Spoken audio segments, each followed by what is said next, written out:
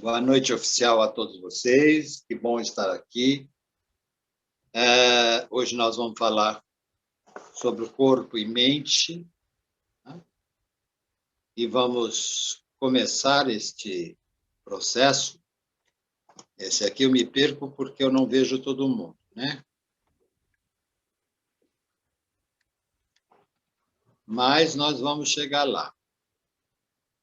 O que eu queria era que alguém fizesse a prece de abertura para mim, né?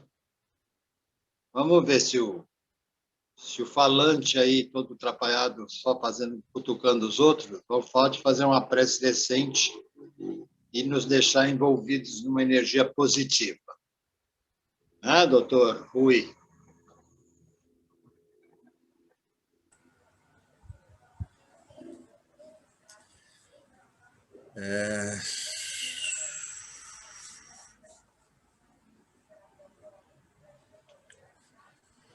Respirando tranquilamente,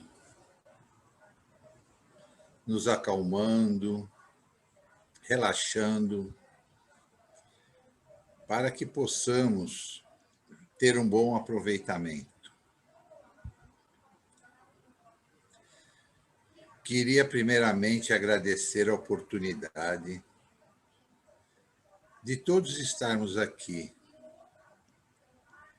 presentes, da maneira possível, em nossos lares, formando essa energia maravilhosa, só de estarmos na frente desse computador. Agradecer a Deus pela essa oportunidade rara de conviver, de rir e de desfrutar dessa amizade tão boa, sem preocupação, desligando de tudo, pois os problemas sempre surgirão e eles sempre acabarão e voltarão, e assim sucessivamente. Hoje é uma pandemia, amanhã é outra coisa. O pior de tudo é a falta de confiança que estão gerando em nós. Mas, com a força que nós temos no nosso Senhor Jesus, isso não é nada, não nos abala, e não podemos permitir que isso nos abale, pois o nosso Pai cuida da nossa alma, cuida do nosso corpo, cuida do nosso coração e, principalmente, cuida dos nossos pensamentos. Queria fazer oração da nossa mãe querida, que muitas vezes esquecemos de falar dela, pois ela também é muito importante na nossa vida. E ela cuida de nós como uma mãe. Ave Maria, cheia de graça, Senhor é convosco. Bendita sois vós entre as mulheres, bendito é o fruto do vosso ventre, Jesus. Santa Maria, Mãe de Jesus, rogai por nós, pecadores, agora e na hora do nosso desencarne. Que assim seja, e uma boa oração hoje. Fiquem na paz. Que assim seja, com a graça de Deus. Gente, nós vamos estar conversando com vocês hoje. O nome da nossa fala hoje é Corpo, Mente e o Espírito. E eu vou fazer uma reflexão com vocês sobre os transtornos mentais. falei para vocês que eu daria continuidade a tudo aquilo que nós estávamos falando na minha última palestra. E eu queria conversar com vocês hoje por uma situação que todos estão vivendo de uma forma direta ou indireta, mas algumas pessoas estão apresentando transtornos emocionais, transtornos muito sérios. E que, sem dúvida nenhuma, precisam de apoio, precisam de ajuda de todos os lados. Mas, por antes, eu quero entender um pouco isso. Então, nós aprendemos lá atrás, né, que havia uma dualidade no ser humano. Que essa dualidade era por corpo e mente ou matéria ou espírito, cada qual integrada na sua própria textura, como se fossem diferentes na sua origem e não somente na sua exterioridade ou apresentação. Então, partia-se do princípio que mente era uma coisa e corpo era outra.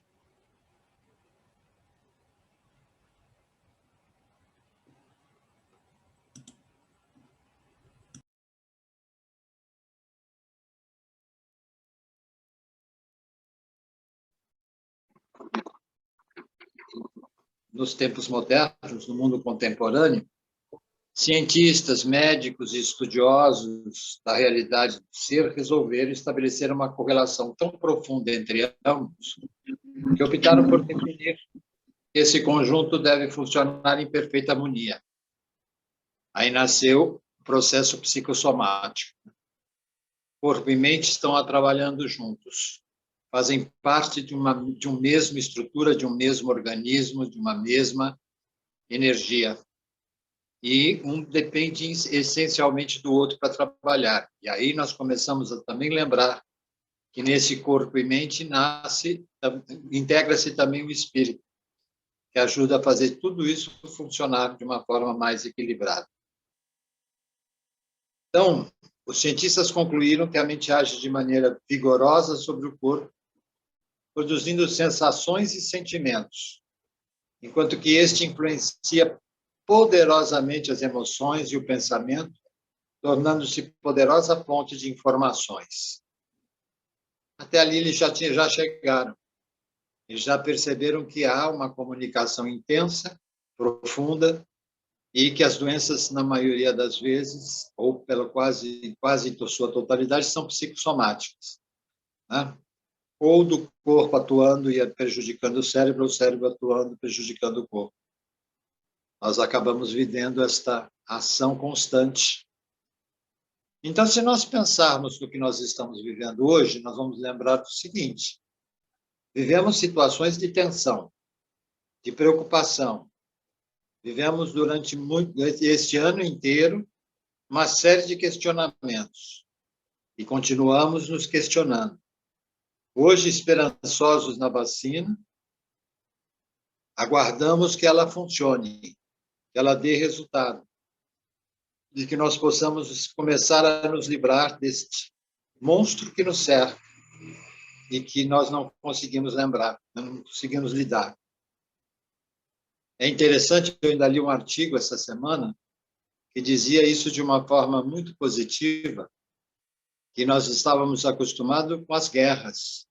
E nas guerras, os homens se matam, mas estamos vendo ali aquilo acontecer, estamos vendo a situação terrível, que é uma guerra, mas ela tem uma postura, tem um controle, já sabemos que alguém, em algum momento, vai ganhar e aquilo vai acabar. Muito bem. Hoje nós também estamos em guerra. Nós estamos em guerra contra alguém que nós não vemos, que não enxergamos, e com o qual nós compartilhamos o nosso espaço e estamos ali vulneráveis a ele.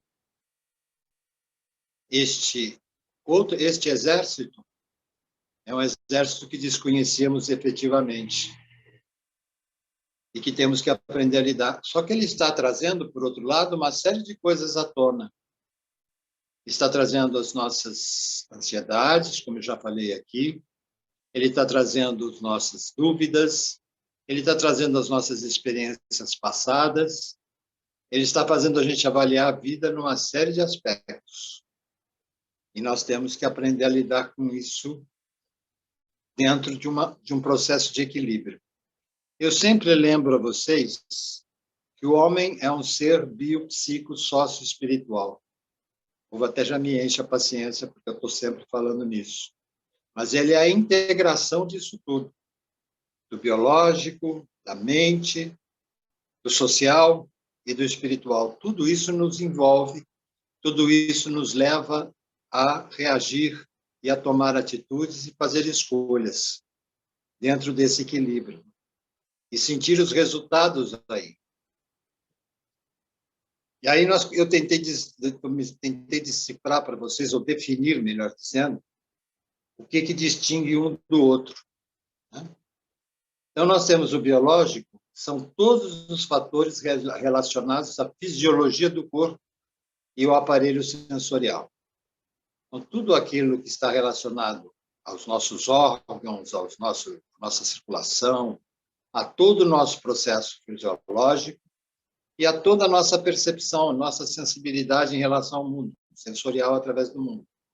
É onde nós sentimos se alguém está queimando o nosso corpo, se alguém está cutucando.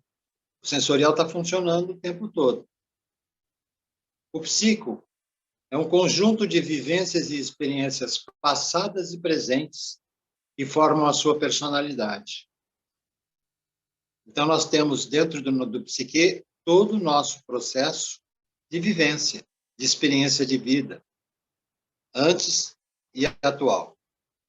E trazemos isso tudo ali dentro, sendo trabalhado principalmente na nossa consciência. O social, é o meio em que nós estamos inseridos. É a local, a sociedade em que nós vivemos, o mundo que nós vivemos, é aquilo que nos cerca, é o aprendizado do dia a dia, é o presente que está ali em torno de nós. E o espiritual é a união das experiências passadas e as influências presentes, que geram as emoções. Então, quando nós trabalhamos esses 4 itens, e eles têm que trabalhar em equilíbrio, nós começamos a construir o nosso caminho de crescimento e evolução. Mas, como nós trazemos muita bagagem dentro de nós, seja presentes, passadas, né, ou até de outras vidas, nós passamos a tê-las em alguns aspectos, em alguns momentos, uma delas se desequilibra. Hoje nós temos um processo que atua no nosso corpo, mexe com o nosso biológico, desestrutura nosso psique, faz com que nós tenhamos problemas de contato social, que não possamos trocar uns com os outros ou conviver uns com os outros, e, obviamente, trazemos todas as nossas emoções para fora, e todas as nossas percepções acabam atuando em cima de nós e buscando um desequilíbrio, trazendo um desequilíbrio. Nós tentamos reagir automaticamente a isso. O corpo, a mente, tudo começa a reagir para tentar voltar ao equilíbrio, para tentar afastar aquilo que está negativo.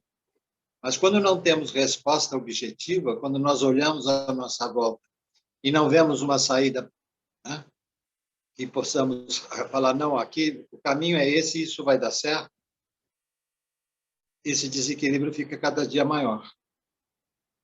E algumas pessoas que já estão fragilizadas por alguma coisa começam a sentir isso de forma mais intensa, de forma mais presente, e começam a desequilibrar-se e ter uma dificuldade de comunicação, de troca, de interação, principalmente com aqueles que moram na mesma casa.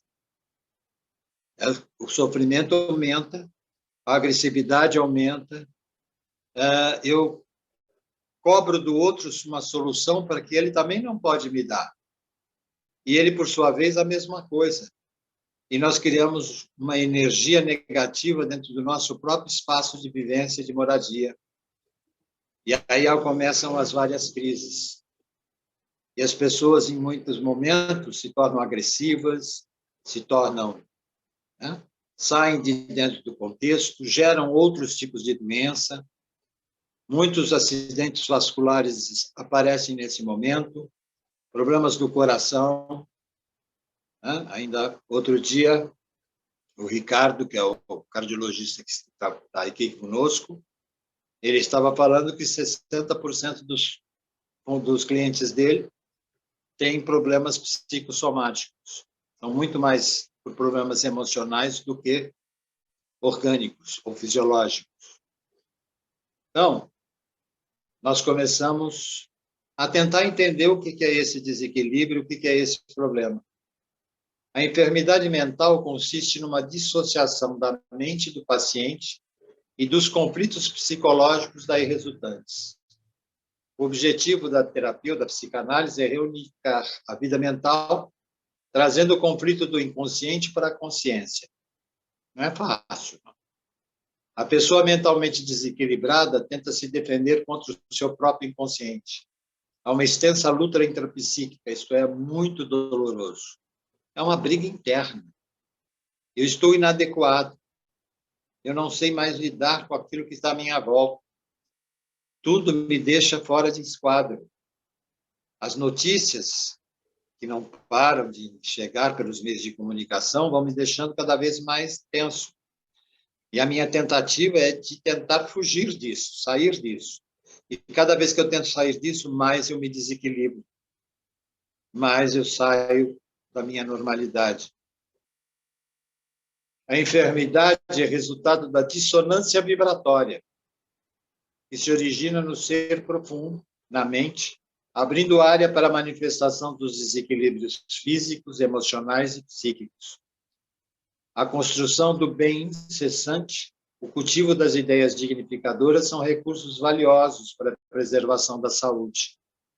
É aí que nós tentamos trabalhar o tempo todo. Quando falamos do nosso pensamento, do trabalho de criar o pensamento positivo, de afastar o pensamento negativo, de tentar não dar corda para ele. Eu encaro, eu sei que ele existe, mas eu não vou ficar alimentando. Porque ao alimentar, eu estou criando todo um processo de negatividade em torno de mim. Eu estou atuando e estou adoecendo. Eu começo a afetar o meu organismo. Eu começo a apresentar uma série de comportamentos estranhos, tiques que eu normalmente não tinha, coisas que eu começo a ter dificuldades, tensões nervosas por qualquer coisa. Parece que aquilo que está à minha volta, ou a própria casa em que eu moro, me sufoca. E esse desequilíbrio vai aumentando, fazendo com que eu tenha, a cada dia, mais comportamentos inadequados. Começo a brigar com o povo por qualquer coisa. Eu brigo porque puseram uma coisa em um lugar que não era para pôr. Eu brigo porque eu quero que alguém faça alguma coisa do jeito que eu quero, mas eu também não sei direito o que eu quero. Eu desenvolvo um comportamento extremamente negativo. E não percebo, na maior parte das vezes, que estou fazendo isso. Eu não percebo quanto eu estou sendo difícil de lidar. Eu não percebo quanto eu estou sendo literalmente chato com todos aqueles que me cercam. Eu não percebo que eu estou doente e não estou admitindo a minha própria doença. Eu preciso enfrentar essa doença. Eu preciso ir buscar um equilíbrio de alguma forma. E alguns dos caminhos estão presentes. Agora, estamos dentro do movimento espírita, nós temos uma ferramenta na mão, que é a nossa ação vibratória, que é entrarmos em conjunto com os nossos companheiros, como estamos aqui agora, numa vibração positiva, numa vibração de harmonia, de equilíbrio, de construção. E essa construção, ela tem que ser incessante.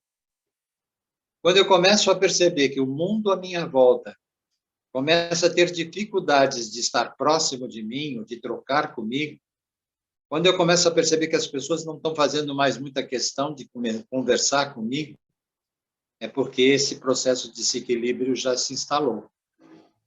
Seja ele em que nível for, em que idade for. Quando a criança fica muito irritada, muito agressiva, ela está sofrendo uma ação fluídica, ação vibratória negativa. quando o idoso está ali, que ele já tem as suas comorbidades, ele já tem o seu processo em função da idade, por tudo que ele viveu, passou, e ele começa a se tornar irascível, difícil de lidar, briga por tudo, reclama de tudo, o mundo está errado e ele está certo, isso é doença. Ele está em desequilíbrio. E ele não percebe que ele está desequilibrado e nem aceita que a gente diga para ele que ele está. Ele começa a fazer confusão, ele troca as coisas, ele fala as coisas e depois se esquece que falou. Isso faz parte de todos esses transtornos que estão nos cercando. E uma coisa que ficou muito forte para nós, e que abre para esse processo, é quando a gente fala em obsessão. E Joana de Ângeles fala nessa obsessão de uma forma muito interessante e muito positiva. Toda fixação indevida nos processos mentais e emocionais em torno de pessoas, fatos e coisas converte-se em estado perturbador do comportamento, empurrando o indivíduo para os transtornos de ordem neurótica, podendo até chegar em processos de ordem psicótica. A neurose é o nervoso do dia a dia. O psicótico é a hora que só resolve com remédio, já partido para o outro lado. Eu já não consigo mais ter controle sobre o meu processo.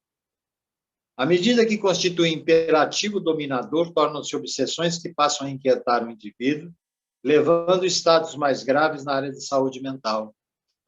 E partindo desse princípio, pensando inicialmente nesse contexto, a obsessão primeira é a auto-obsessão. Eu começo a me obsediar. Depois eu vou começar a obsediar o mundo que me cerca. E, obviamente, eu vou convidar os irmãozinhos que venham estar comigo no mesmo nível de vibração, no mesmo nível de colocação e intensidade dentro da história. Eu convido os meus parceiros a me animarem a continuar fazendo as coisas cada vez mais desequilibradas. Eu preciso olhar para mim e perceber que eu não estou bem, que eu tenho limitações, que eu não consigo lidar com as coisas da mesma forma que eu lidava antes. Eu tenho que admitir objetivamente que eu preciso de ajuda. Mas eu preciso de ajuda e preciso aceitar esta ajuda. Eu preciso compreender que, naquele momento, eu tenho que lidar com a minha vida de uma forma diferente. Não fácil. Muitos de nós conhecem pessoas à nossa volta que têm esses distúrbios com tranquilidade. E quando nós tentamos mostrar a essas pessoas que têm alguma coisa que não está funcionando bem, sofremos a agressão contrária. Nós acabamos tendo que lidar com uma situação em que há uma rejeição da pessoa àquele desequilíbrio. Porque aprendemos com o tempo, né, que tudo isso é uma questão de ficarmos loucos. Isso é coisa antiga, é do tempo do Fernando. Coisas assim, fiquei louco. Né? O cara está desequilibrado, então ele está louco, vai para o hospício. E não é isso. Né? Na realidade, ele está bem com ele mesmo. Ele está em desequilíbrio com ele mesmo. Biologicamente, ele precisa ser medicado. Né? Psicologicamente, ele precisa ser ouvido e orientado em cima daquilo que ele está vivendo. Socialmente, a paciência das pessoas à volta vai terminando, vai minando. Então, ele precisa dar a condição de poder trocar e de aceitar quando as pessoas, principalmente aquelas afetivamente ligadas ao dia a dia da gente, nos dizem, olha, não está funcionando, tem alguma coisa aí que você não está bem. Né? E, espiritualmente, podemos fazer uma coisa simples, objetiva. Vamos rezar juntos, vamos pensar juntos, vamos pedir a Deus que nos ajude nessa história, porque eu começo a trabalhar todo o meu campo espiritual, né? Todo o meu perispírito, começa a mudar a energia dentro dele e vai ajudando a melhoria do meu corpo físico, do meu pensamento. Eu vou conseguindo entender melhor as minhas emoções. Não é fácil, gente. de repente, eu ter que admitir que as coisas não vão bem, e que eu não estou bem, e que eu estou perdendo o controle. Não é fácil para ninguém. Ninguém lida com isso com tranquilidade. Carlito mandou uma fotografia para nós hoje, mostrando o irmão dele de 90, Carlito? 99. 99 anos. Ele estava fazendo ginástica, fazendo fisioterapia, né? E muito esperto, e muito lépido. Ele estava dando sentido, fazendo alguma coisa que ajuda a vida dele, o que faz ele um velhinho menos chato, né? E faz com que ele lide com as coisas de uma forma muito mais tranquila do que aquele que estagnou, que aquele que parou, que aquele que não se ajuda, que não trabalha para poder melhorar, aquele que acha que o mundo à volta que está errado e ele está certo. Não é assim. Volta à fase de criança. A criança tem aquela fase do é meu, e o velhinho volta para a história do é meu. Isso é meu. E ele não percebe o quanto aquilo está sendo incoerente.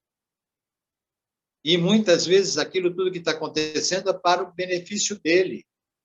E ele não sabe lidar com aquilo, porque ele estagnou no tempo, porque ele estagnou na energia dele.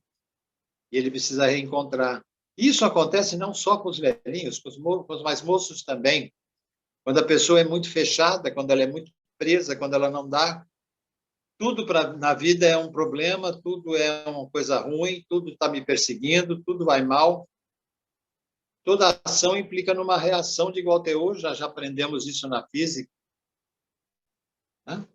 E nós começamos a gerar as ações negativas e atrair negatividade para cima de nós. E sem que a gente perceba, nós vamos afastando, como se nós fôssemos criando um campo magnético que afasta as pessoas da nossa volta, mas atrai o pessoal do puxa-angústia, né? Eu costumo dizer que o cordão do puxa-angústia ele está sempre disposto a sair junto com a gente. E a gente entrar só na negatividade. Ninguém me quer, todo mundo me trata mal, eu não sei mais o que eu quero da vida, as pessoas não me entendem. Para olhar para você primeiro e percebe que você não se entende antes de qualquer coisa. E você está sentindo e percebendo uma série de coisas em você que você não quer ver. Que hoje você tem limitações, que hoje você não pode mais fazer um monte de coisa que você fazia, que a sua autonomia diminuiu, e que hoje você depende dos outros para muita coisa.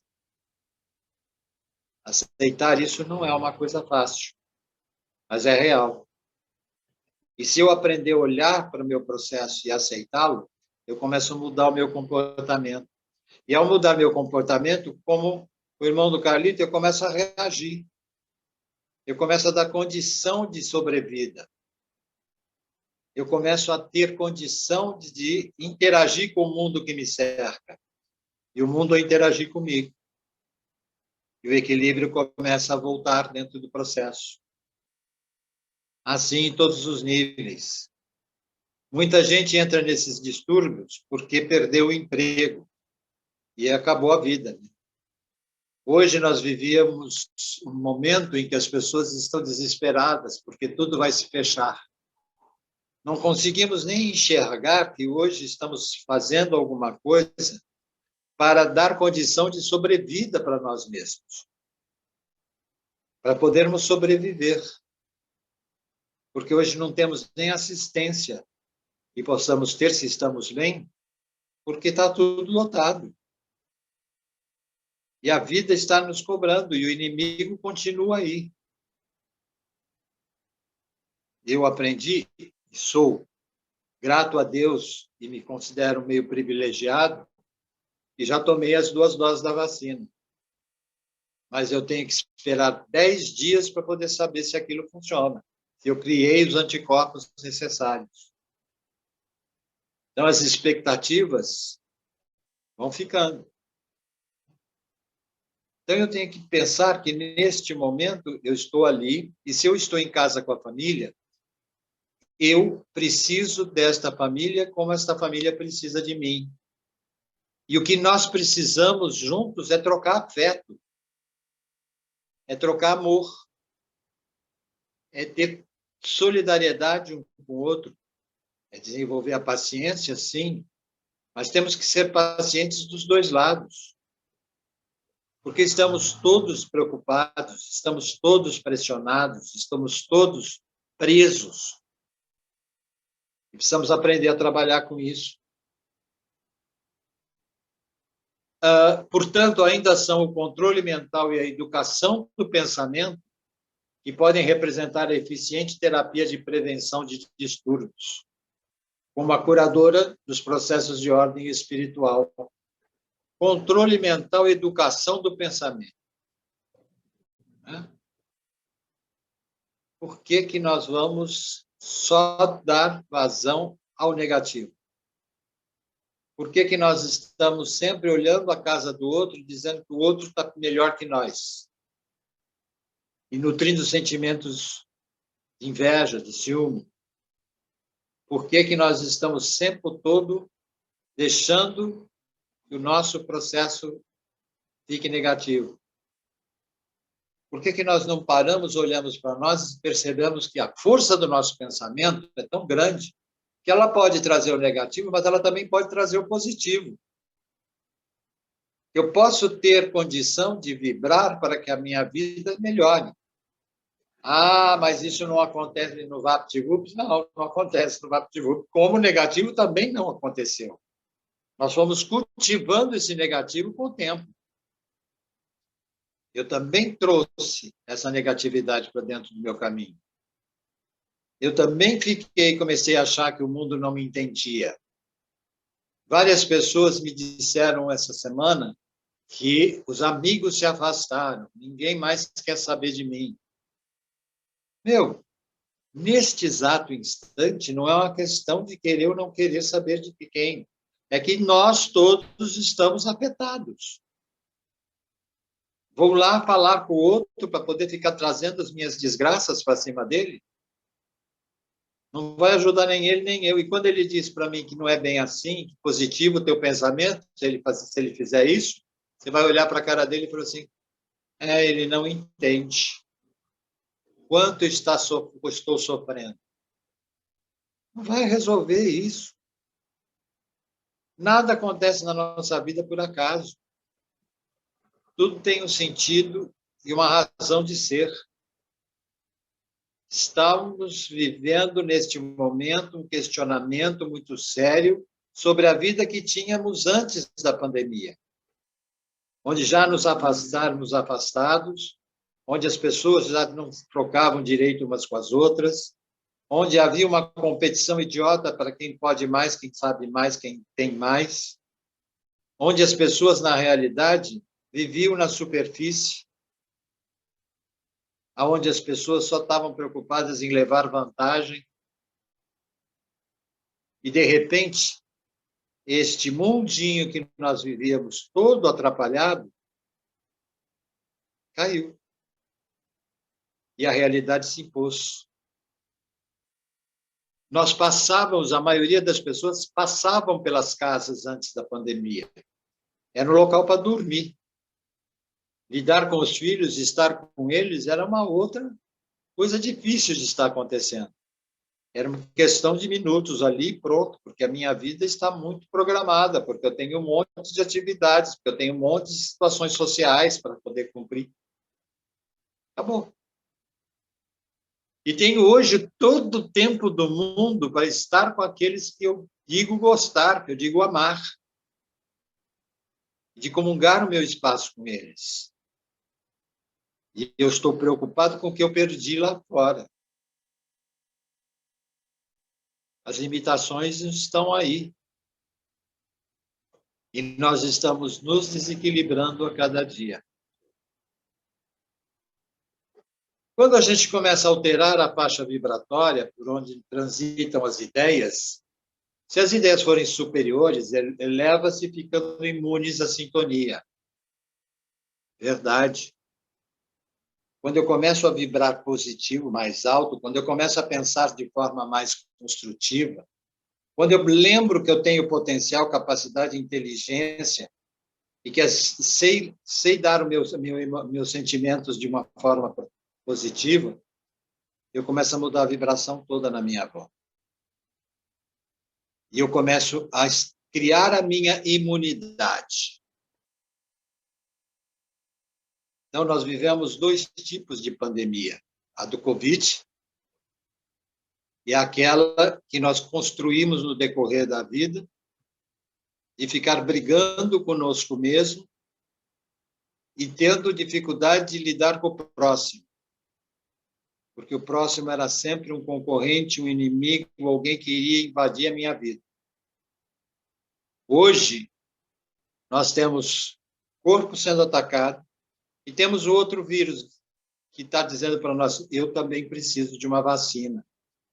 E a minha vacina é o pensamento positivo, é o amor, é o sentimento maior, é o saber ser solidário com aquele que está sofrendo ao meu lado, porque assim ele também vai aprender e vai ser solidário comigo.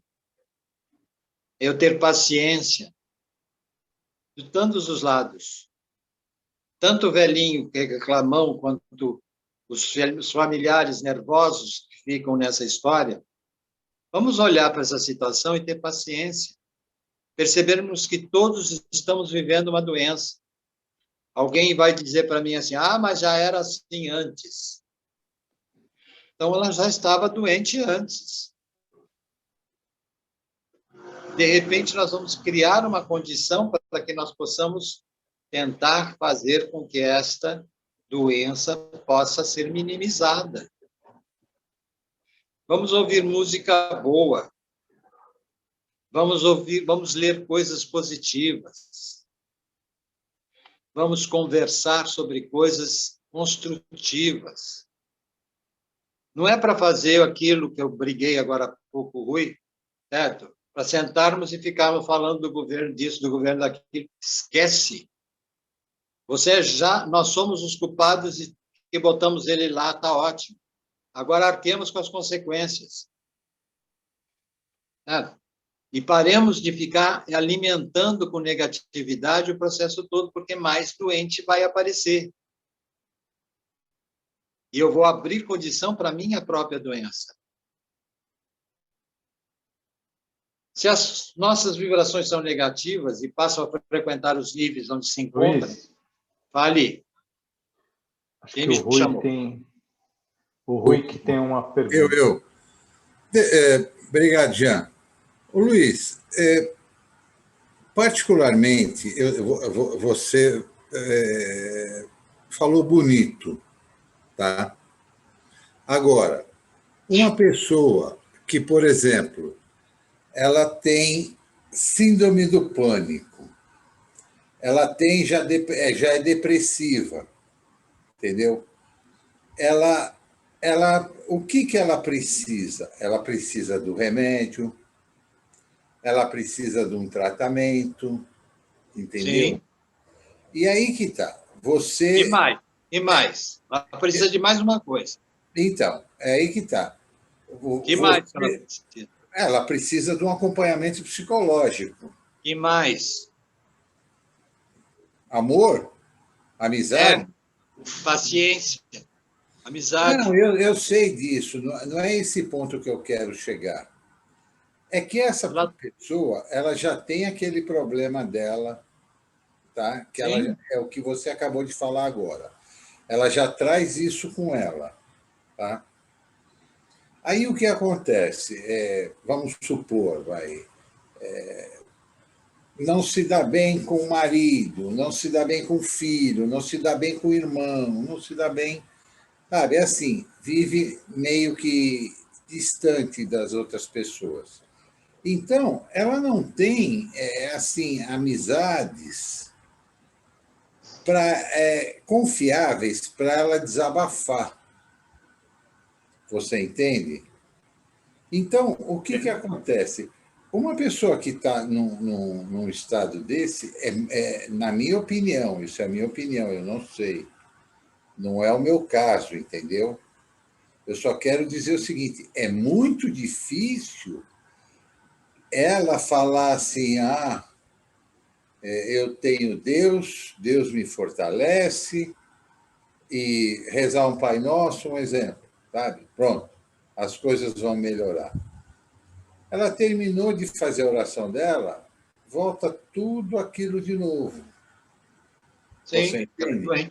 A minha pergunta é assim, essa pessoa em si, como é que ela consegue essa volta da autoconfiança? Porque, como você mesmo disse, as coisas estão piorando cada vez mais. Tiraram a nossa projeção do que nós vamos fazer amanhã, tiraram o nosso chão, vamos chamar assim.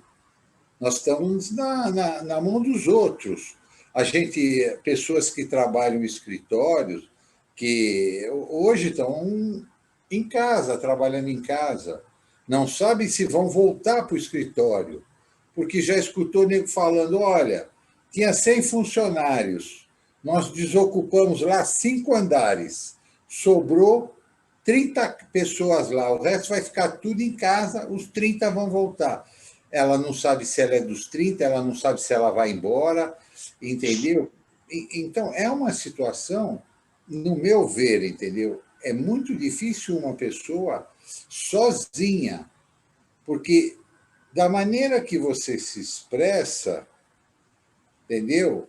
Parece fácil a pessoa se levantar, mas sozinha é muito difícil. Veja só, Rui, deixa eu só falar uma coisa. Primeiro que eu não disse que ela ia se levantar sozinha. Não. Né? Ela vai ter que ser ajudada, não resta a menor dúvida. Ela vai ter que aprender a aceitar ajuda para começo de conversa, o que não é fácil. Qual é o papel nosso, por exemplo, como espíritas com relação a ela? Vamos rezar por ela? Tudo bem, depois que rezar, ela vai continuar com o mesmo discurso? Vai. Mas nós temos que pensar que nós não estamos lidando só com ela, e sim com os irmãozinhos que estão junto dela. Se você conseguir doutriná-los, se você conseguir que eles tomem um caminho, ela começa a melhorar. Vai diminuir o processo dela. Porque as influências passam a ser menores. Estou dando um exemplo lá do espiritual do tratamento. No psicológico, ela vai, e isso melhor do que ninguém eu posso dizer para você, ela pode chegar e continuar durante meses a fazer o mesmo discurso.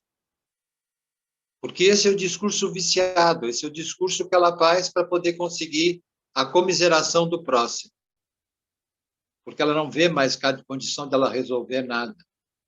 Mas nós temos que ter a paciência de acolher e dia a dia, e mostrando aos poucos para ela coisas que ela fez sem ela perceber, coisas que ela produziu sem ela perceber.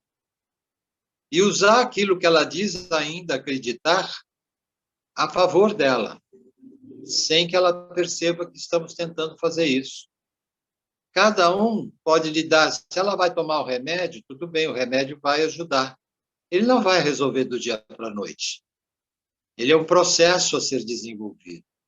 O trabalho terapêutico também é um processo a ser desenvolvido.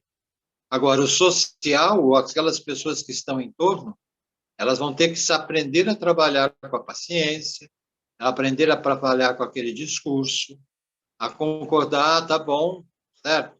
Mas vai mudando o comportamento gradativamente, até que ela comece a admitir que aquilo é bom, até que ela comece a acreditar porque ela pode fazer alguma coisa, porque ela entrou nesse processo todo porque ela não via mais sentido na vida, ela se achou incapaz de resolver qualquer coisa, ela achou que ela não ia nunca mais fazer coisa nenhuma na vida dela. Então, aos poucos, ela pode e tem condição de ser ajudada. Fácil? Não é. É difícil para danar e nem é rápido. Mas é uma maneira de nós começarmos a trabalhar para isso. E isso, enquanto sociedade, nós que somos parte da sociedade, nós podemos fazer do mínimo, que é vibrar por ela, ao máximo, que é estar com ela de vez em quando, ficar lá 10, 15 minutos, dar uma animada, lembrar ela de coisas positivas que ela fez no passado, trazer ela lembranças boas, que aos poucos ela vai começar a reagir, devagar, com dificuldade, porque ela está tão envolvida, por isso que eu chamei de auto-obsessão, ela vai estar tão envolvida naquilo, que ela não acha que ela vai ser capaz de reagir. E, naquele momento, ela bloqueia qualquer possibilidade de reação. As coisas têm que acontecer aos poucos, naturalmente. Quando ela perceber, a coisa melhorou. E, aos poucos, ela pode reagir. Nesses 45 anos de profissão, eu já vi esse quadro várias vezes. Algumas pessoas resistem, porque elas, sem perceber, elas sentem prazer em estar naquele quadro. Outras pessoas... O problema maior é ela confiar em alguém. Não, ela não vai confiar em ninguém. Não, no seu caso, por exemplo, ninguém. Você é um psicólogo. Vamos supor que o Jean fosse... O Jean, o Ardélio, o Carlito fossem psiquiatras. É muito mais fácil a pessoa chegar e desabafar com um psicólogo, com um psiquiatra, não sei o quê, do que desabafar com uma pessoa amiga ou um parente, entendeu? Se ela sentir... Ela só vai falar como os caras falam, quando estiver no fundo do poço, né? Veja bem, ela só vai falar quando ela se sentir confiante e acolhida. Normalmente, a família e amigos, etc. e tal, já entram com a história de você precisa sair disso. Olha, as coisas são boas, você precisa reagir. Aí ela não vai conseguir conversar. Ela não vai conseguir falar. A primeira ação é acolher e não cobrar, e não criticar, e não ficar tentando mostrar o tempo todo os erros. Acolha. Ela tem que perceber aos poucos que ela não está bem com ela mesma e ela não está bem com o mundo. E vocês precisam entender, de repente, que ela está com vergonha do estado dela. Ela não quer trocar com ninguém porque ela está com vergonha, ela está se sentindo pior das mulheres. Ela está se sentindo negativa em tudo. E a face da maior parte das pessoas que a visitam acabam sendo ou de cobrança ou de coitadinha. Não há pior coisa do que você ver que a pessoa está olhando para você e achando que você é coitadinho, está com pena de você. Pena é um horror, porque significa que você não vale nada. Mas a reação que ela precisa é descobrir que ela pode trazer o potencial dela para fora de novo. Nós, enquanto pessoas do movimento espírita, podemos fazer a visita, ler um pequeno texto, ela vai ficar olhando desconfiada, não dê bola para essa desconfiança, faça a oração, agradeça que ela permitiu que a oração seja feita e vá embora. Faça isso num outro dia, faça isso num outro dia. E, aos poucos, você vai minando as energias negativas na volta dela. Mas, para isso, as pessoas que vão lidar com ela têm que controlar a ansiedade. Não vai ter vapt-vupt. Ela não vai sair disso de repente. Talvez ela leve alguns anos, inclusive, para poder voltar totalmente ao normal. Mas isso vai depender daqueles que vão estar cuidando dela. Ela, na realidade, não vai abrir daquele que ela acha que está com pena dela ou aquele que está cobrando dela uma reação que ela não acha que não consegue ter. Esse é o caminho a ser aprendido. Muitas vezes, eu não sei, posso estar falando besteira, mas é talvez orgulho, entendeu? Também. Porque ela Ruizinho, deixa eu só falar uma coisa. Que é melhor que o... Não, eu tô... Não, isso é um papo interessante, sabe? Por isso que eu estou perguntando... Sei, mas espera aí, que nós temos um monte de gente junto conosco aqui, certo? Então, deixa eu só colocar uma coisinha para você. na verdade, orgulho também vai aparecer, que foi o que eu chamei de vergonha. O orgulhoso é aquele que tem vergonha dos outros perceberem que eu não estou bem. Então, essas coisas, esse tipo de comportamento, quem vai cuidar ou lidar com a pessoa não pode analisar esse tipo de coisa, nem julgar o comportamento do outro. Aceita apenas que ela está com a doença. Ela não é a doença, mas está doente. E que ela precisa de paciência e que as pessoas conversem com ela normalmente. Ela vai ter processo de orgulho, ela vai ter uma série de coisas. Não vamos mexer com isso no primeiro momento. Vamos apenas dar do nosso positivo. Vamos apenas dar do nosso acolhimento. Aos poucos, essas coisas todas que ela desenvolveu como fonte de proteção vão se quebrando. E ela vai percebendo que existe alguém que a acolhe, alguém que vai vibrar. Quantas pessoas se posicionavam dessa forma? Nós tínhamos o grupo, que você lembrou bem, no Cáritas da quarta-feira, e as senhorinhas iam fazer visitas na Casa dos Enfermos. A Deise era uma delas. E aí, a resistência estava lá, estava presente. A pessoa reagia, não queria, tinha dificuldade. Elas iam, faziam a visitinha, levavam um bolinho, liam alguma coisa, né? Brincavam um pouco, caíam fora. Aos poucos, isso ia se diminuindo. Não é fácil, mas é um ato de doação. É um ato de ajuda, sem julgar, sem avaliar, sem tentar dar diagnóstico, apenas acolhendo. Aí sim, deixa o diagnóstico para o profissional, mas ele vai fazer para ele mesmo, ele não vai dizer para ela. Ele vai ajudá-la aos poucos a enxergar isso. Tá? E aí eu vou completar isso que você está falando com um textozinho da Joana de Ângeles, que diz: ninguém foge da própria consciência, que é o campo de batalha onde se travam as lutas da reabilitação ou os enfrentamentos da regularização de atitudes malsãs. É lá que está a nossa briga. À medida que nós vamos tomando consciência de nós mesmos, do nosso interior, e conscientes de que nós estamos doentes conosco mesmo, que estamos prejudicando um monte de gente, é que a gente vai começando a entender. A reabilitação é uma luta intensa.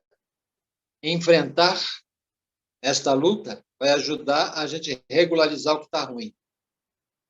É aquele processo do indivíduo que sofreu um acidente, perdeu o movimento de alguns dos membros, e aí ele tem que fazer todo um trabalho de reabilitação para voltar à vida. E a primeira ação dele é a revolta. Até que ele ganhe autoestima suficiente para descobrir que ele pode retornar, porque há uma possibilidade dele voltar a andar, ou mexer, ou se mexer, ele vai ter que assumir que ele está com a limitação e assumir que ele vai ter que se esforçar para, porque senão ele não vai vencer o mal. Esse é o nosso caminho mais sério. Essa é a nossa ação do dia a dia. E eu acho que é por aí que nós temos que começar a pensar.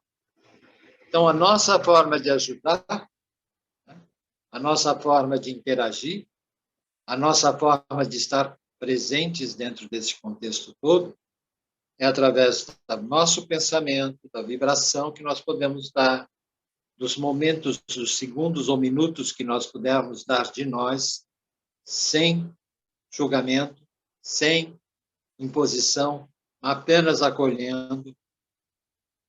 Em alguns momentos, para alguns comportamentos bons, dá o reforço positivo.